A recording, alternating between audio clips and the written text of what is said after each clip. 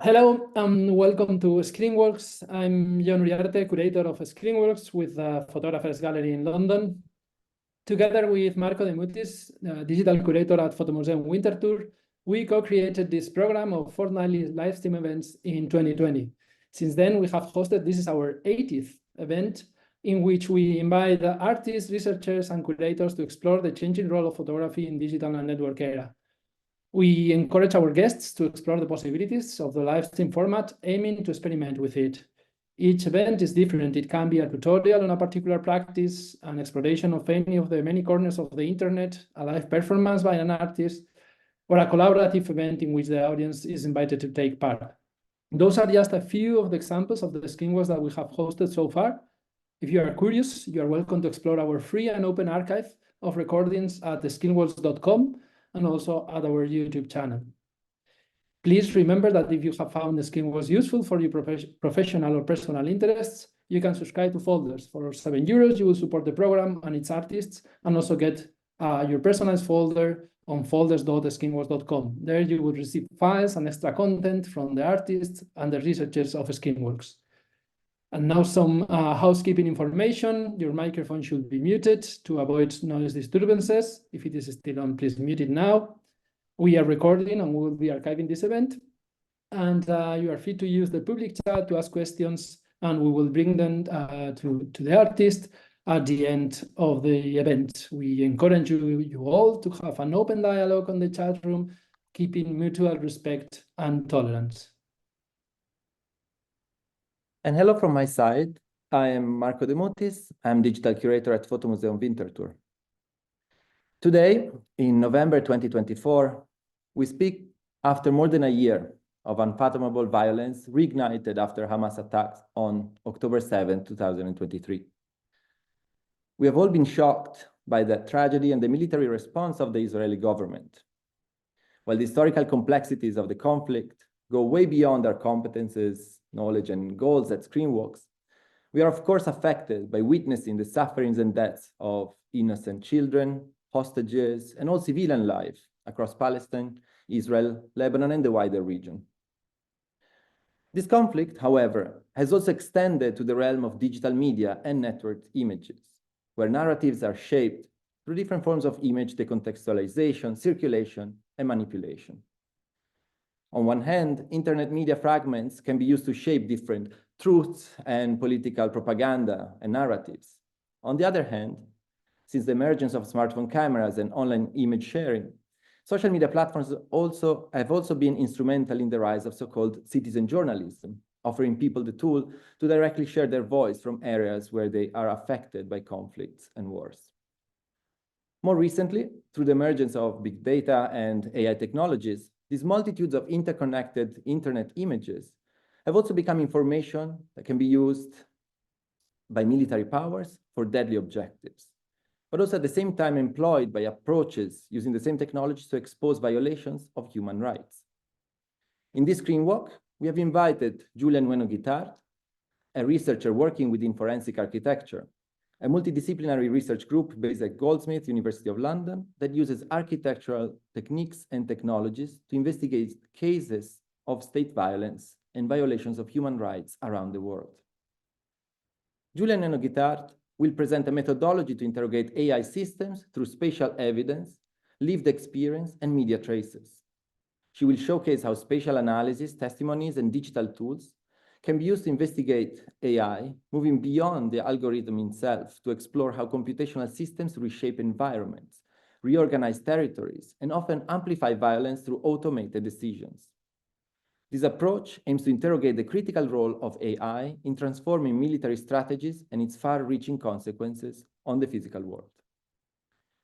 Júlia Nueno Guitart is a researcher and computational designer.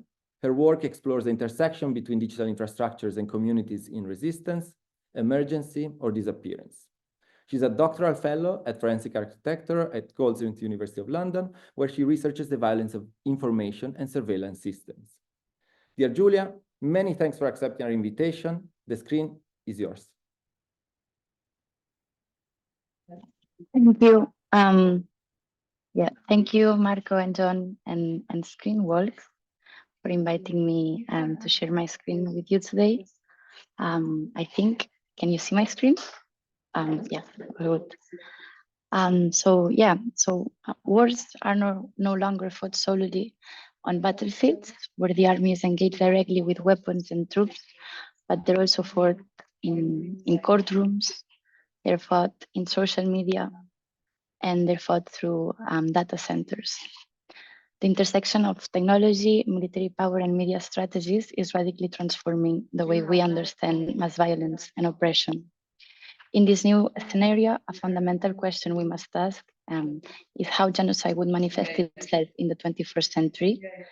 Would it resemble the crimes and atrocities we have learned from in the past, or would it take new forms shaped by technological advances? So in an era where armies are not only technologically adept, but they're also experts in crafting legal arguments and manipulating media narratives, genocide could look quite different. The Israeli military campaign in Gaza is a clear example on how these dynamics are actually playing out today.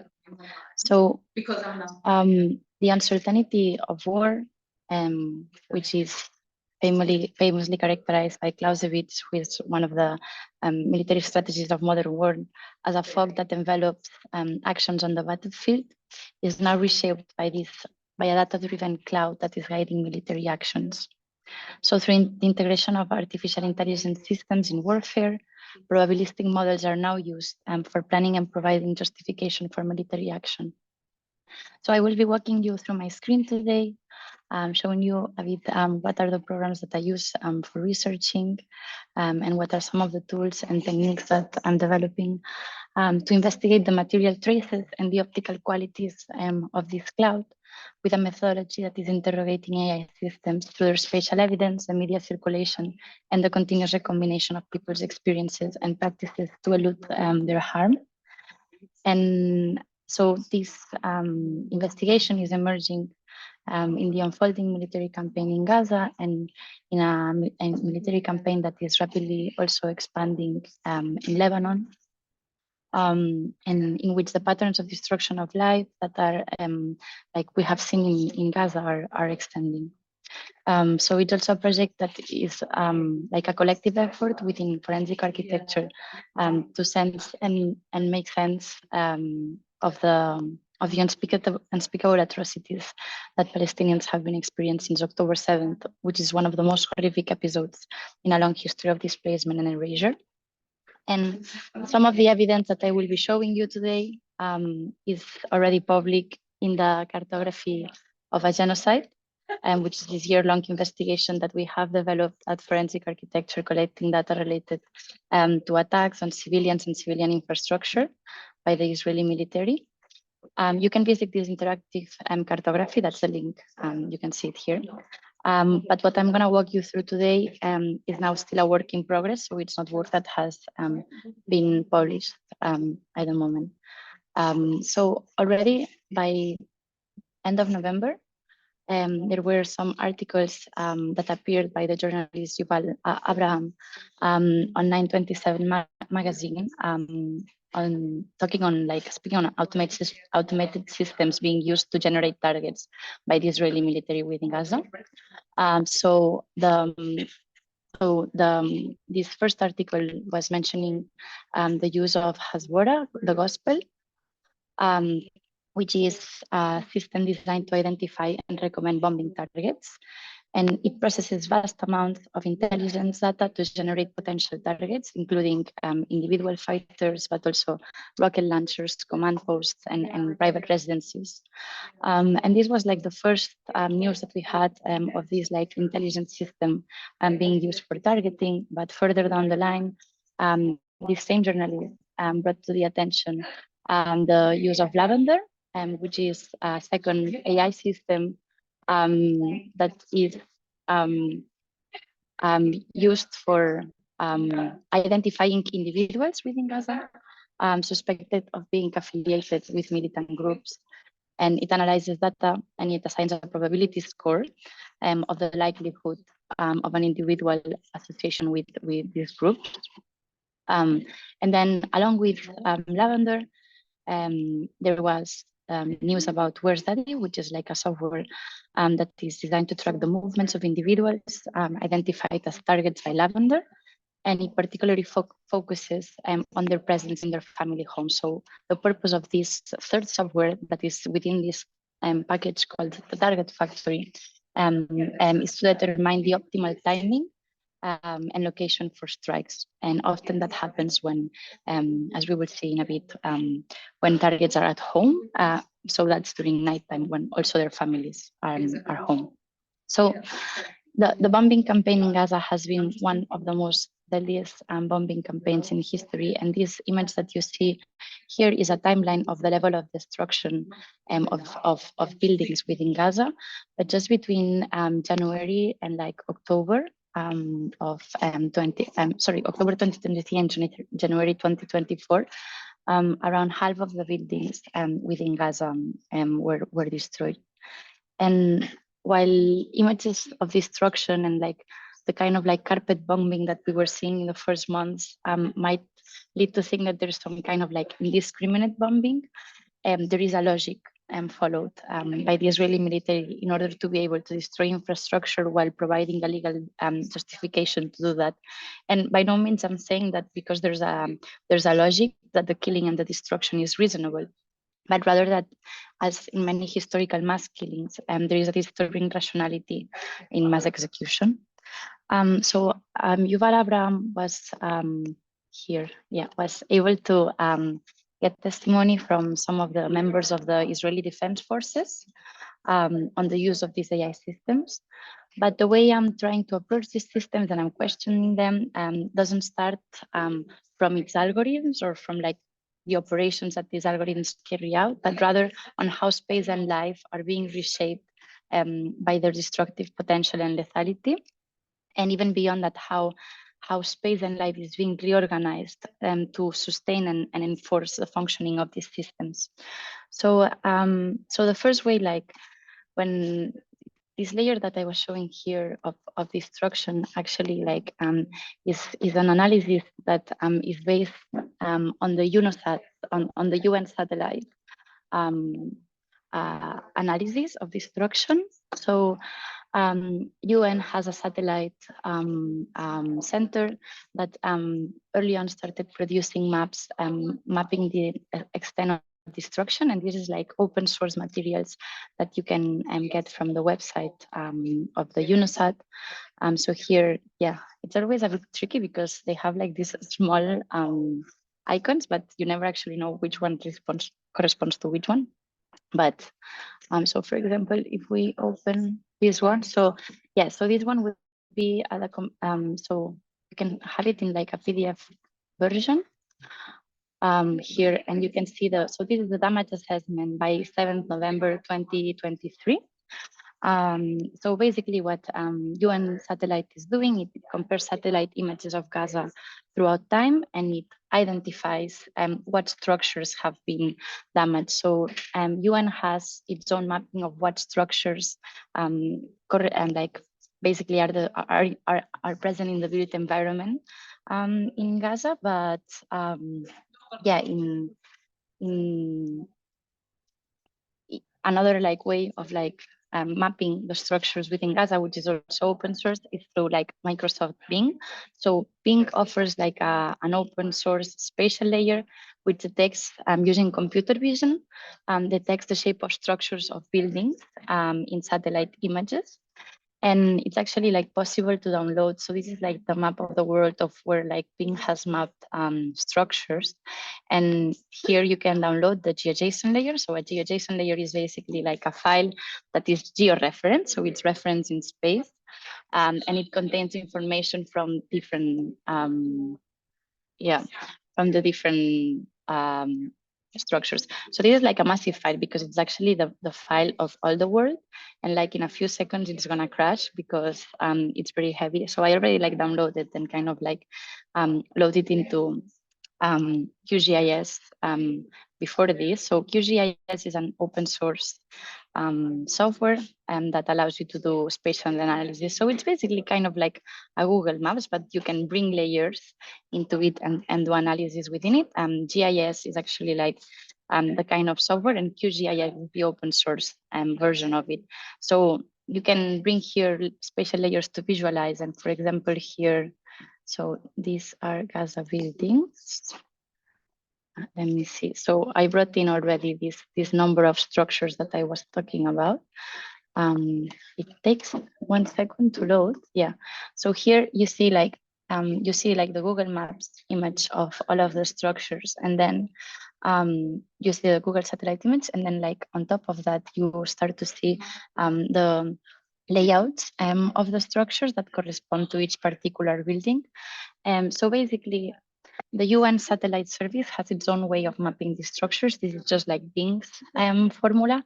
So it does account for like the vast majority of buildings, but sometimes it does like miss some, maybe because because it's not like completely clear to the satellite, but it does give us like a very good overview of what are the structures within Gaza. And then, for example, if we go back to the UN's damage layer, so the UN offers like 2 formats. One is this PDF format I was showing. So here you see this is like a close-up of what the satellite is actually like accounting for, right? And these are like the different structures that I was showing you now in the QGIS. So you have the structures that are destroyed, those that are severely damaged, and those that are, well, we don't have, maybe this one here is moderately damaged, no? So according to how much throughout time that image is changing and whether there's like evidence of destruction in the satellite image, it has like a scale, a grading of destruction. So basically, in the UN, you can you can download their geodatabase. So this is basically a layer that is spatially referenced, so you can bring into QGIS. So for example, here we can directly with this, 1 second, this is now, okay, 1 second, this, okay. Okay, so we have this here, and directly we unzip the file and we have the database and we can bring it. So here, this here is kind of in QGIS. This is where you can bring in your files. So you can like have kind of like all of the files there. Then here, yeah. So, okay. So here you can bring, okay, and here it will tell you what items do you actually want to add. There's many different items that are contained in the database of UN. We want the damage sites in the Gaza Strip. So basically you can now add this layer. Here you can change the properties. Again, you can decide the color. Maybe we can put a different color so we can differentiate them. Yeah, so these are all of the number of structures that are destroyed, right? So all of these points that we see are the same points that correspond to the PDF that we were seeing here. And like the PDF has like an intensity according to how many structures are destroyed. So here we can see the same. Now we have this overlaying of the structures destroyed and the actual structures themselves, points. So this analysis is a very good starting point, but it gives us like a very top-down view on the level of destruction across Gaza. So UNOSAT has published satellite analysis once every 2 months and mapping the extent of destruction. So this is only the destruction in November. It has mapped the destruction up until I think September, or I think maybe it has already published a November layer this year. And I think like, yeah, so in order to understand what's actually the use of these structures and what is actually being targeted, so to understand what are the targets that this system, that this AI system is selecting, and I mean, it's also important to say that the AI system select a target, but it's a human that decides to throw that bomb, right? So I mean, I think it's important to bring in the human element of this AI system. So in order to understand like what are the structures that are exactly being targeted, the way to approach was thinking, okay, like, is there any way that we can enrich this data of these outlines of buildings? So then if we directly go to like Google Maps and we look for Gaza, so you know like how in Google Maps you, what? What's happened? Zoom. Yeah, so you know how like you, in Google Maps, you have places, right, that are mapped. So you have here, for example, a school, the Arafat Secondary School. Here you will have the Bershiba Mosque, or here you have like, this is another school, so this is, yeah, the Madrasa Abdul Rahman. So you have like different buildings that are mapped here. So one way is to actually scrape this data from Google. And what is the possibility is that Google has an API that you can get from their console.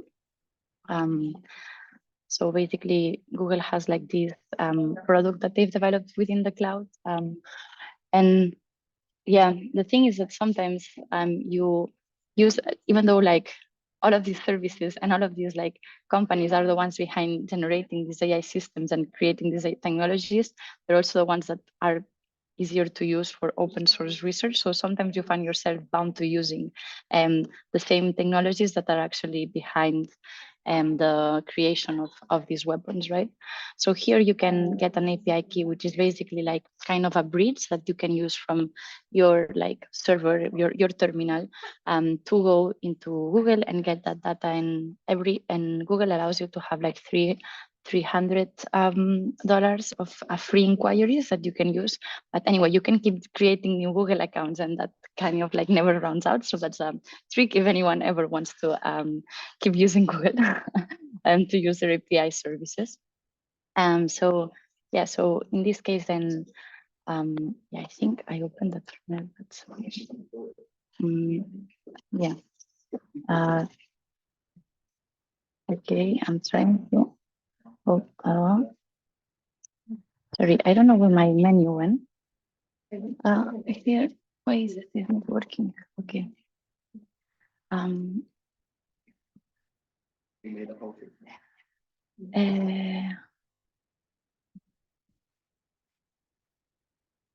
Okay, yeah.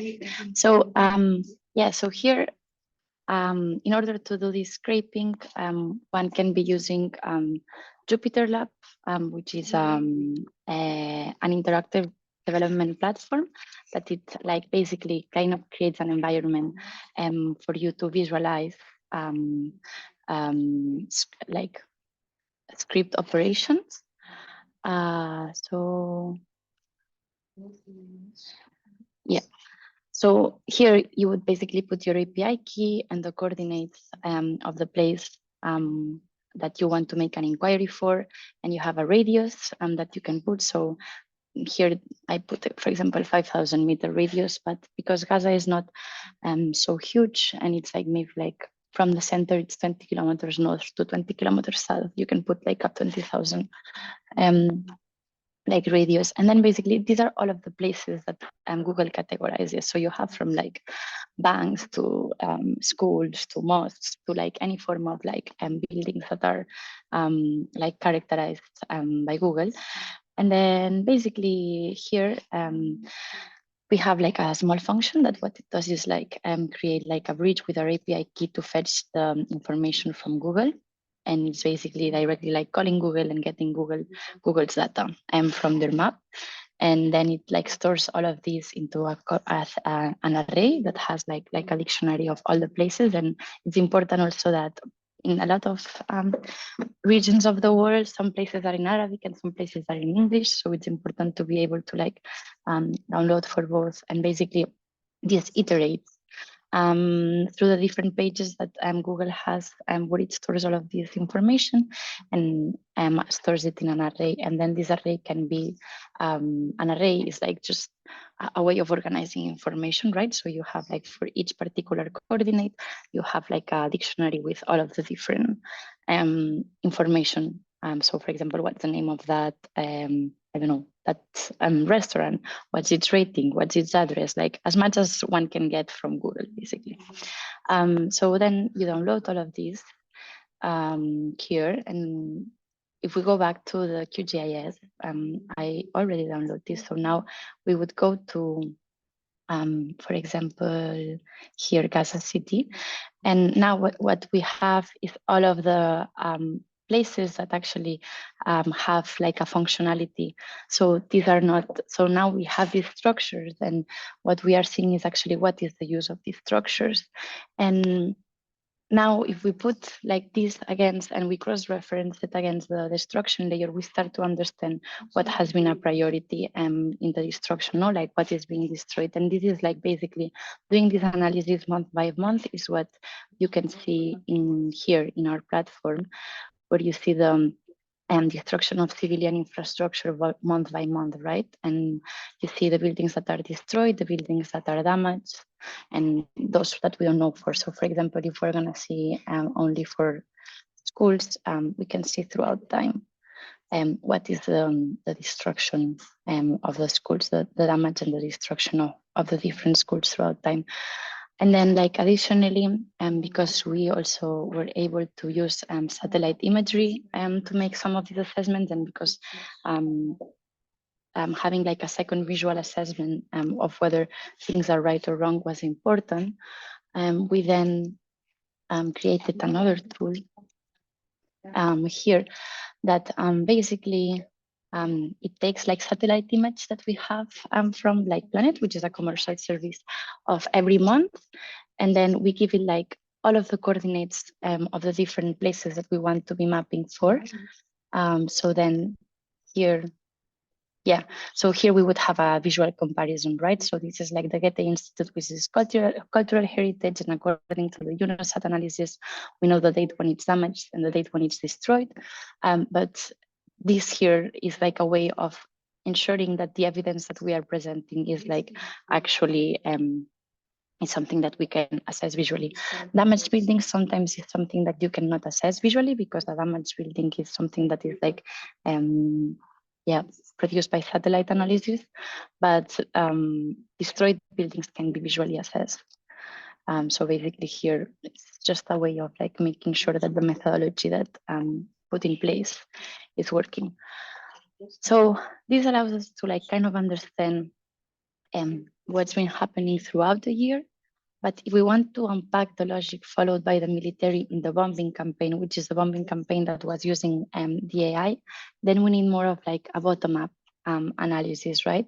And we have to understand what was first bombed. Was critical infrastructure bombed first, such as hospitals or shelters, or was it residential buildings? When was there more bombing? Was there more bombing during the day, or was more bombing during night? And how was it distributed geographically? Was it more when people were likely to be home, or likely when they were out? So is there a repetition of bombing of a particular infrastructure? So this is like the kind of like granularity that the UN analysis cannot provide, because it gives us like a bi-monthly scale of destruction. But if we have like a daily, even like hourly analysis of the bombing campaign, that can tell us more what are the logics followed by the military in using AI systems for targeting. So in order to analyze this bombing campaign, and the bombing campaign is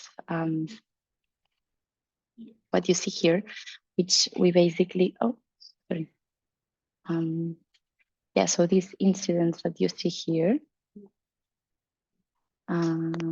so in gray, that's the bombing campaign, and you can see in the timeline like the big bulk of incidents is mainly like in the first now it went in the first few weeks of the in the first 3 weeks. I don't know, I have to refresh me. So basically, in order to analyze the bombing campaign, what we used was open source reports from Telegram channels that were of news agencies that were reporting in real time from the ground. So we have Shehab Telegram, Al Arabi Television, Al Jazeera. So basically like the like local news agencies or international news agencies that had people in the ground.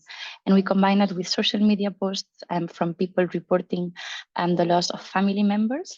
And these are already collected by Airworks, which is a NGO that works in civilian casualty monitoring, and they've been developing a methodology for years now in order to account for civilian casualties through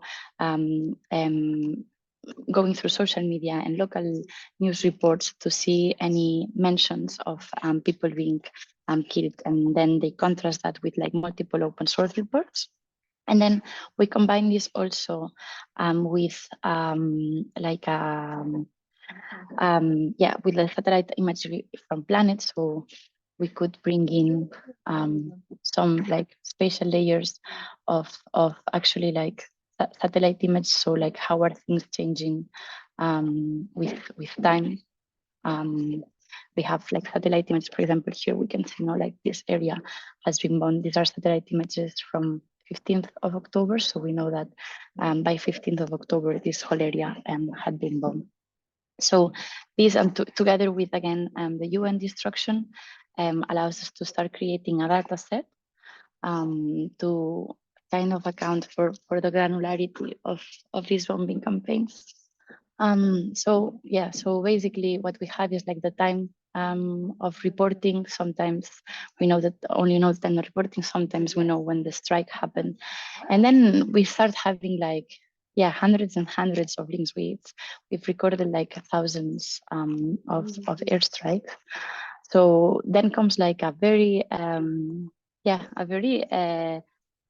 slow process of trying to identify where each of these things are happening. And to this, I must say that I have to thank two researchers that have been supporting me to do this work, which are Tom Burke and Sam Russo. And I think the three of us have like spent a lot of hours trying to geolocate things and trying to make sense of these destructions. So I think I also want to thank them to explain how this methodology has been developed. So I would like to understand what do you do when you encounter this type of image, right? And how do you actually like locate where this is happening? So here it says a building in Tal Al-Hawa neighborhood south of Gaza was completely knocked down by an Israeli airstrike a few minutes ago. This is actually like the first evidence of a bombing within Gaza that we have on October 7th. So this is at 8:55 a.m. Local time in Gaza is 10:55. So all we know is that this building is in Tal Al-Hawa. So that doesn't like immediately tell you a lot. We know like the generic coordinates of Tal Al-Hawa. Tal Al-Hawa is a neighborhood within Gaza. So basically what we're gonna try to look is at like, what are the architectural references that we have in this image that can help us to locate it in space, right? And in a map. So there's certain things that in the beginning, you don't know so much, but with time you start to like get some like ways of identifying. So like the first thing is that this is on a crossroad. So we already know that this has to be like a building that is in a corner, right? And this here is something that in Gaza you will find a lot of times, which is a non-RAWA building. So by the colors that it has, the blue and white, you can tell that it's a non-RAWA building. Quite often non-RAWA buildings are schools.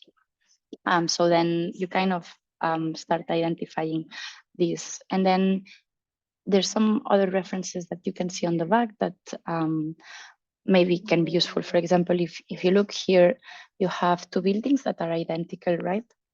Then this here, for example, you can see like solar panels. So these are things that maybe can start giving you like certain hints. But I know that now I'm just like talking about what you see in an image, but how do we put that in a map? So let's go to GIS. And then, yeah, so then here, yeah, so these here are the generic coordinates of Tel Al-Hawa. So, I mean, Tel Al-Hawa is quite a big neighborhood. So this doesn't in itself give you a lot yet. So one of the other like layers that I scraped when I was enriching the building, besides the layer of Google Maps, was this layer that is published by UNICEF of all of the schools that are within Gaza. And you have different schools. You have so you have schools that are run by the government, you have schools that are, so here it gives you the information of the school. So this is a school run by UNRWA, you have schools that are run by private actors. There's, yeah, so there's another gateway to, or another way to script this data here, But I think maybe if we have time at the end, I will explain, because there's many different ways of scraping data according to the different sites. But basically this, I also brought into GIS, and then here, so basically here we have schools, right? And I categorize them by those that are from the government, those that are from private schools, and those that are from UNRWA. So we know that in Tel Al-Hawa, yeah, so this is like the area of Tel Al-Hawa, and it's like quite broad. So I think, I'm not sure if these are the generic coordinates of Tel Al-Hawa, because I think Tel Al-Hawa is more like towards this area. But I don't know, I have a list of coordinates, but anyway, I think Tel Al-Hawa is more like around here. But anyway, there's this school here. So we have a school marked, and one can like zoom in and try to see, okay, so if we go back to our image, yeah. So we have like this long wall that is adjacent to the building, right? So it could be like either this wall or this wall. This doesn't make any sense because it's like a clearing. And if it were to be this one, this is like a larger building. So it's very likely not this one. And then like there's these schools here, there's these schools here, there's these schools here. So it could be any of these basically.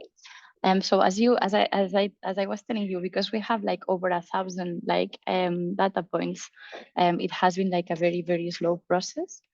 But yeah, we are getting there. So this, for example, here, you can see there's these 4 buildings of schools, and there's these walls, and there's a crossroad, which if we put our image next to the map. Okay.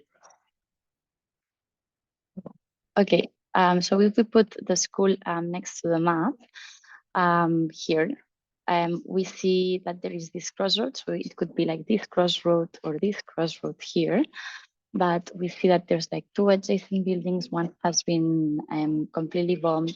We have the solar panels here. So there's the solar panels here that match these same ones. Then we see that this building here actually has like a round corner. This building that you see here, it's not like a straight corner, it's rounded, which is the same than this building here that is rounded. And then you have these 2 buildings that are identical. So you use the same 2 buildings here, but you can identify have the same structure, which also has this like cavite in the middle.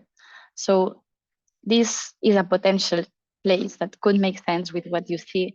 And then because we have the satellite imagery of the following days, when we compare it with the satellite image, we see that actually there is a building here that has been brought down. So that's like a process of geolocation of an image. And now we have like over 1,000 images and more to geolocate. So it becomes this very slow process. Some of them have already been like geolocated by airworks. Some of them don't have the exact location. For example, this is talking about an airstrike in an ambulance, right? So this is, it gives you like a generic coordinates of Gaza City, but geolocating an ambulance is like very difficult, especially when you don't have like visual evidence.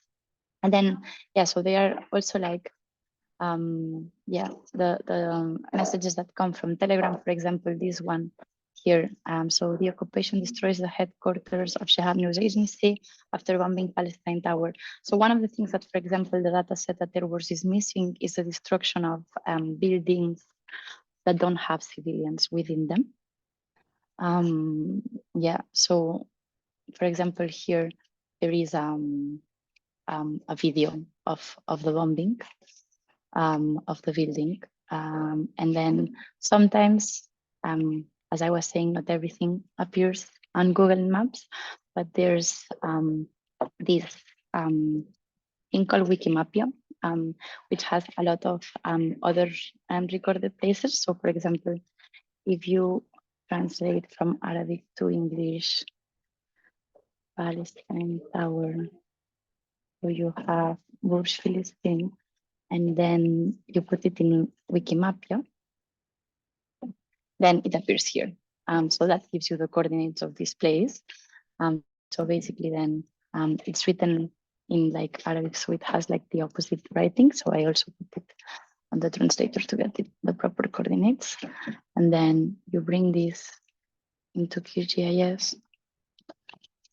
Yeah, so you have here the buildings, and you see how in the satellite image the building is destroyed.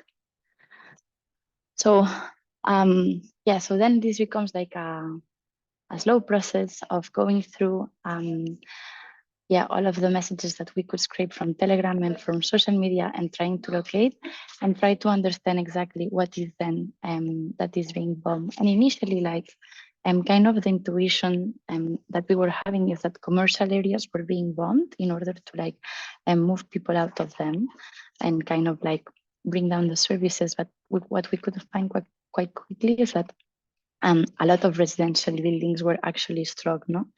And also when we were looking at the timing of reporting and when we had information of when the time of the strike was actually happening, we saw that a lot of them were happening during night.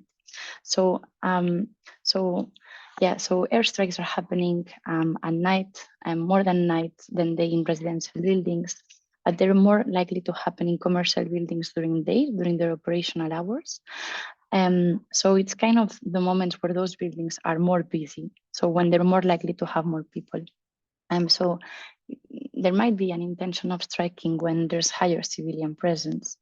And the evidence of repeated striking in residential buildings builds on the argument of the use of the software like Where's Daddy to strike targets when they are back in their homes, because that's also when they are more easily locatable, but that's the time when they are with families, with women, with children, and those become the extended targets of this system. And then one of the patterns that that I could observe with the repetition of airstrikes was the airstrikes in bakeries. So like very much like within the first weeks, there was a lot of airstrikes in bakeries. So this is like all of the visual evidence of different bakeries. I'm starting from October 10th. So in October 13th, there was the first evacuation order, which ordered 1.1 million Palestinians to leave the north of Gaza towards the south. But even after that happened, bakeries that were located south were also bombed. And yeah, so I think another thing that when we started seeing that there was this repetition of targeting of bakeries was the relation to the queues in the bakeries. Because when like basically when videos went like viral in social media of the queues in the bakeries, like in these cases, for example, we found that right after the bakery was bombed. So in May, there was an article that was published by The Intercept. It was on there was like, yeah, so that there's a breach there might be a breach in the security encryption of WhatsApp, where it would be enough for the Israeli government to track the metadata of WhatsApp messages. So who contacted whom, when, and from where, and extrapolate from these interactions a social network to generate targets through machine learning. So someone standing in line at a bakery holding a smartphone linked to someone by Lavender then can allegedly become a member of can become a target, right? But there's also like something else when we think about these queues in bakeries, like they are kind of like one of the few social spaces that are allowed or not allowed, that are happening within a world, right? Like people from different places are coming into those queues and are finding each other there. And it's also a place where information is circulating. So in this way, like civilian sites are becoming military targets, and civilians are becoming military targets. And that's a bit what the like system of AI is actually doing, right? Like it's turning sites that might be like civilian sites into military sites, and spaces that are social spaces into military targets. So yeah, let me load another thing. So that was like the way to start like understanding how this AI system is working, is through this like very granular analysis of how it operates. And like it doesn't tell you maybe exactly like what are the mathematics behind it, but it tells you what are the logics that are being followed by the military throughout this bombing campaign. And it just kind of like it's becoming like a machine of justification for the military attacks.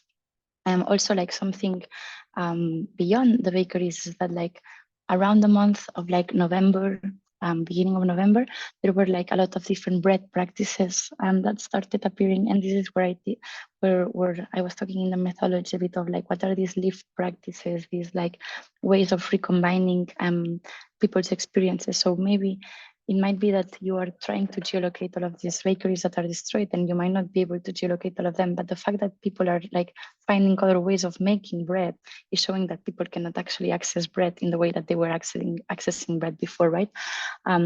So you had like doctors making bread in hospitals. You had women making taboons, which are like old, like ancestral and traditional clay ovens that Palestinians use in order to make bread. And you also have the making of arbout, which is Bedouin bread that is made in ashes. So these kind of become like embodied traces of this AI system and of how it's carrying out this destruction. So then, yeah, I think then like one like when we're trying to look like, yes, at the spatial evidence that can be generated. Let me see, I want to open another last file too. To think about, about what exactly is this spatial evidence that can help us understand how this system is operated. Here, okay.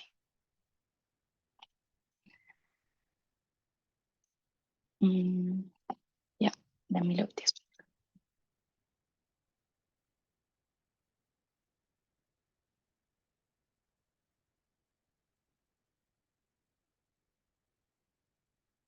Yeah, so this is loading now. It's like one of the first investigations we published. I think it was in the month of March about the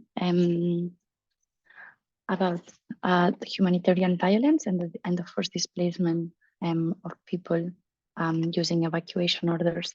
And one thing that we started noticing when we were looking at this like repeated displacement was the accumulation of people in certain areas. So here, for example, we have the Netzarim corridor, which is a corridor that the Israeli military have built, breaking Gaza into two. And if we zoomed in one of the Maxar satellite images, we could see like a crowd of displaced people, where there was a new checkpoint standing. And as we know that a video that was recorded from an Israeli military position showing like a closer view of this checkpoint was showing how people were going through the checkpoint. And it has been said that they were using facial recognition scans for the people going through. It's not the only place where we have seen this kind of agglomeration. Also later on in the month of January, in the Al-Mawasi humanitarian zone, which was a zone where people were actually told to go. And despite they were told to go to this area was attacked. We can also see again like a crowd of displaced people. So if so basically to uncover patterns of relations of people that might not be immediately evident within like this network that is being mapped for targeting, biometric checkpoints are being established throughout the Gaza Strip. And then, so basically if the Israeli military is using this checkpoint, similarly here to the one that we have seen in Salaladin Road just now, it would be mobilizing this safe zone, this humanitarian zone, as a selective border to control the movement and concentration of displaced Palestinian population. So we know also that since the beginning of the new year, now there are like permanent checkpoints established. There's this, permanent checkpoints established. Oh, now it's gone. they're cleaning up the traces. So yeah, basically this is it makes reference to these new checkpoints that the military have installed, which they call themselves drains. This is the Hebrew word for drains. Obviously, if I look at drains now, I will find anything else, but it, let's see if, I don't know if it's my link that is broken, or yeah, it was, yeah, okay. I don't know why I cannot open it up, but up until now it was an article that was talking about the need to automate the checkpoints within Gaza and not to have military presence because it was too dangerous for the military to be near the people. But what we have to understand about how these structures are operating is that they are not only filters to determine who is passing through, but they also serve as registers of who is not. And this can be cross-referenced with existing records and track the names of those who have chosen to remain north and potentially in this way fabricate new targets, right? So we have to understand like how these different like spatial elements that we're seeing. So these attacks, repeated attacks on bakeries, these checkpoints, these like embodied traces, the targeting of houses at night, like how all of this is revealing some of the logics of this AI system. Yeah, and well, just as a conclusion, as I was saying earlier, like these patterns of destruction that we have been observing in Gaza are now extending, and they're extending to Lebanon. Like I think a fourth of the buildings, structures of South Lebanon have been destroyed. Medical workers have also been targeted in Lebanon. So it's quite scary to see because at the end, I think the spread of these AI systems. What we see in Gaza is the most lethal version of these targeting systems, but these systems exist like in many other like aspects of our life. They are usually used to target us with marketing, but in some places they're used to target life, right? And we have to understand that they're technologies that are used in order to justify military action, rather than technologies that in themselves are trying to create, well, in themselves they're trying to create new notions of what's truth and what's false, but at the end of the day they're part of a whole architecture of changing the way that war is carried out, and of using international humanitarian law, which within its own like which is encoded with an idea of rationality, of violence, and it's exploiting that feature of international law and automating it into this AI system. And I think I will leave it there for now. I'm happy to take any questions that you might have. I hope, yeah, this has been interesting to you. Thank you so much, Julia. I think you've been really generous sharing your work, all the research that you've done, also with your colleagues, and showing us all the ways in which AI is like taking part on these military campaigns, and particularly also like the role of the network image within those systems too. I saw some questions on the chat. Maybe just before jumping into them, I just was wondering. I mean, the Israeli government is also known, and there's many Israeli companies are known as being like some of the more advanced technology companies in the world. And as you were mentioning, these technologies are being used not only in military scenarios, but also in other aspects of life. But I was wondering if this way of targeting and using AI is also present in other wars worldwide, such as, I don't know, I was thinking in Ukraine, or is this some sort of like not only like a battlefield where this is happening, but also some sort of like a testing ground to try out these technologies and to try out these targeting technologies with the population of Gaza and Lebanon and the other countries around? Yeah, no, you're right about that.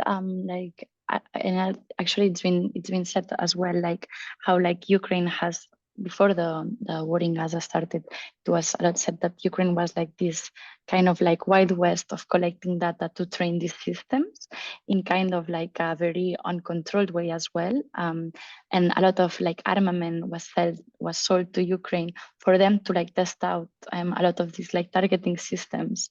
That in the one hand. In the other hand, like for example, the company that runs the facial recognition in Gaza, Coresight, is like this is like my favorite website. It's called biometricupdates.com, and it tells you like new things about biometrics every day, like how basically biometrics is expanding in our lives. So basically, if you just like put Coresight on the researcher, you can see like how this company is like landing like new deals with like the city in the like city council of Philippines, Paraguay intelligence, like casinos, gamings. Like you can see like the spread of these companies that are actually like developing their technologies through violence and through occupation. And before Coresight was introduced in Gaza, it was already present in the West Bank, in the biometric checkpoints there, right? So I think, there is also this way of training all of these technologies in these forms of occupation, and then kind of spreading their form of differentiation throughout the world under the guise of like security.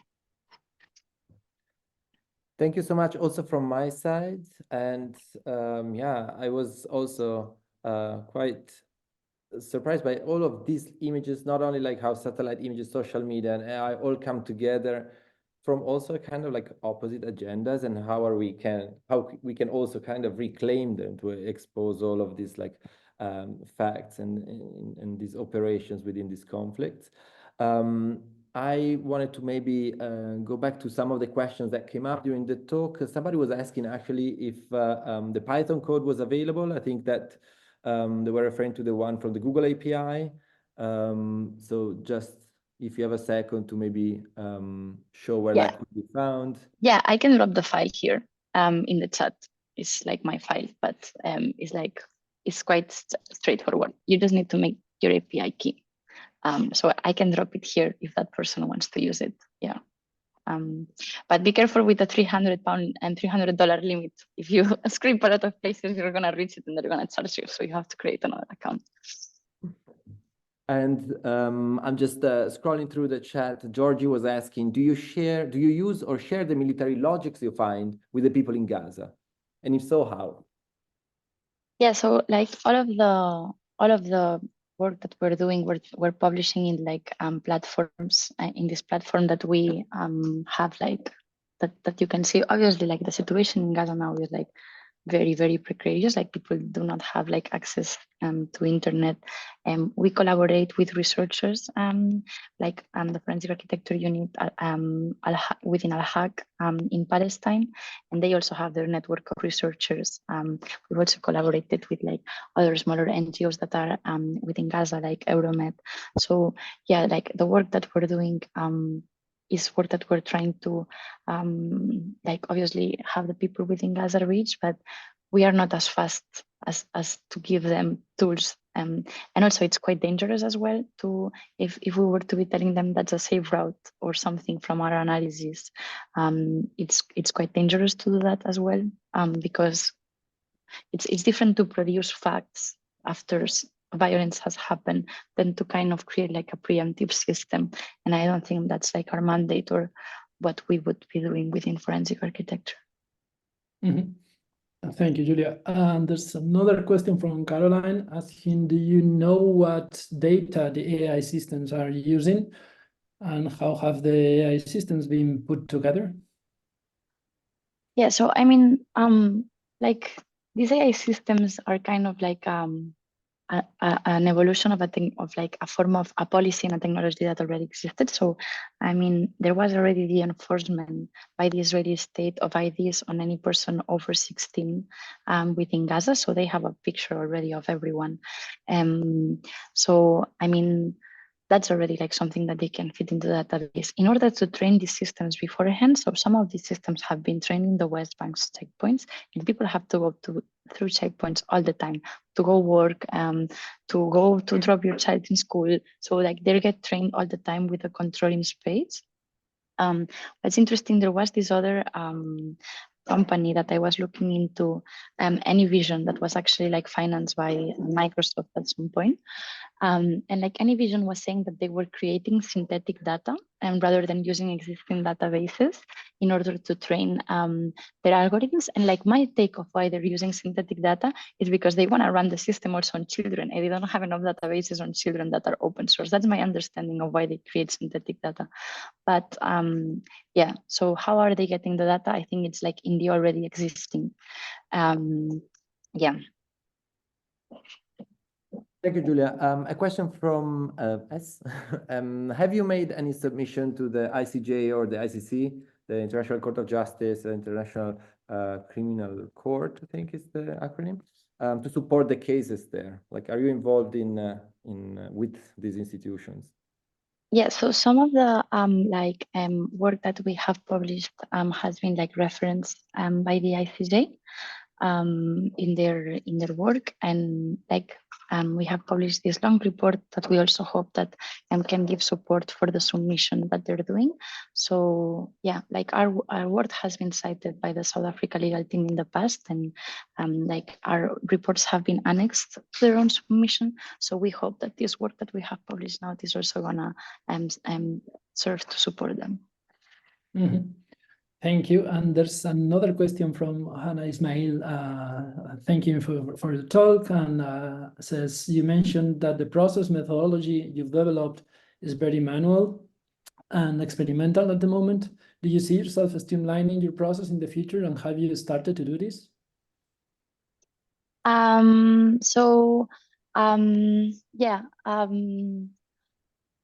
This is like still a very case-based methodology where I'm looking at this very particular case. I hope to be expanding it to other cases and see how like spatial evidence can be used in other like context. But it's just like an initial methodology that is very much being developed through the evidence that is being produced.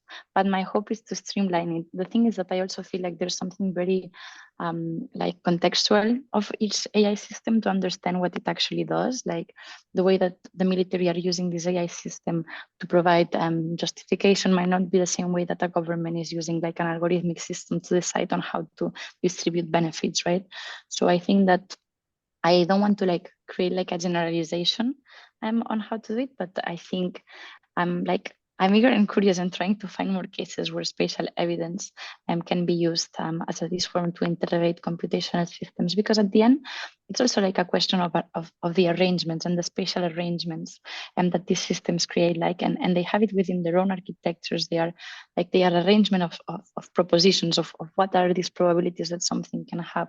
So I'm trying to like bring this like form of arrangement to the outside and look at how they are rearranging the space.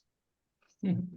And in terms, like as a continuation of that question, maybe I was wondering as well, I mean, one of the sources for all the data and the images that you use and your research comes from, like, it's social media, and many of social media platforms have changed quite a lot in the recent years and have sort of like walled themselves and make it more difficult, I guess, to scrap images and to find like to use those sources. Is that like has been a change on all this like open source investigative journalism because of how social media platforms have changed in the last few years? Is it more difficult to get the images from there and to use them on this kind of investigative reports?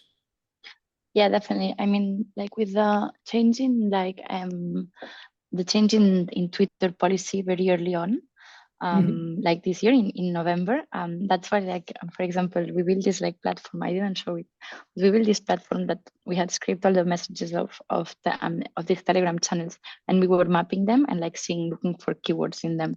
And like, there's so much we could have done with Twitter as well, but now the API has become very expensive, and it's not possible for us to like afford it as a small research unit within a university.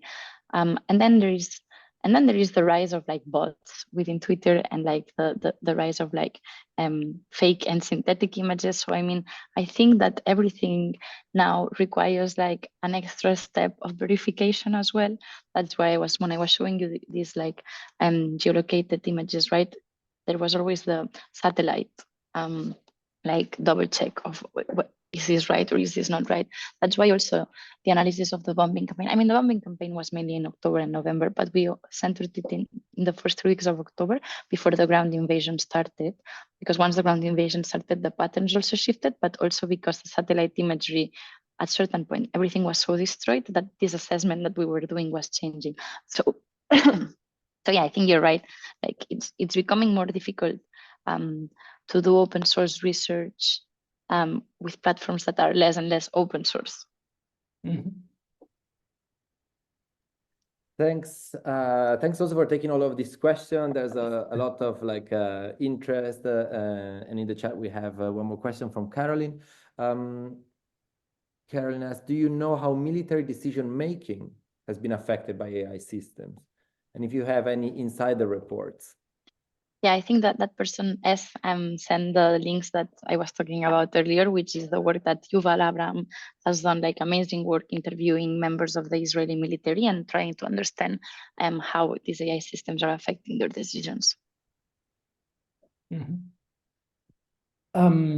Okay, so I think that we have already taken you quite a lot of time, Julia. Unless there's like a really burning last question, I think that we can maybe leave it here. Thank you so much for all what you shared and all the work that you shared with us. I think it's been really interesting to learn the work that you've been doing. And thank you also to all the audience who have joined us tonight. Thank you also very much from me. Thank you to everybody who joined. We are back again in 2 weeks with Roy and Shul. So please come back and tune in for this time an exploration of Orientalist pictures of India and how they kind of took a new form on Instagram and social media platform. So thanks again, Julia, so much for this incredible screen walk, and thank you, everybody. Thank you. Thank you. Bye.